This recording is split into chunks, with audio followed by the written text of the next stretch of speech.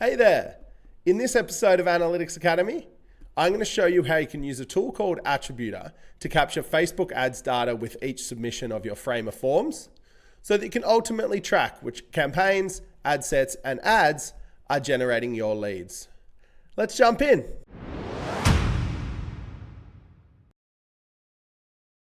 Attributor is a small bit of code you add to your website.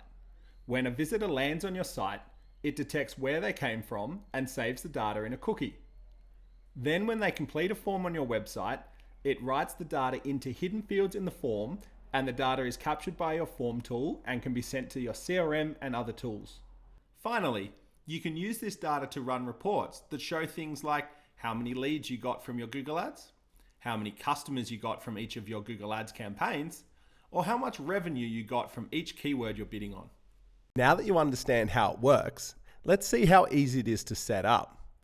When you sign up for a free trial, you'll get given a bit of code to add to your website. For a Framer site, you should just be able to copy it, go to the settings section, and paste it into the box at the bottom. You can also use tools like Google Tag Manager to add it in as well.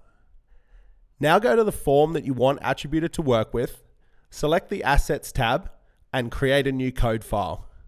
Give it a name like Attributor, and then copy and paste the code from the help article on our website into the file. Finally, drag and drop the code file into your form. That's it, you're done.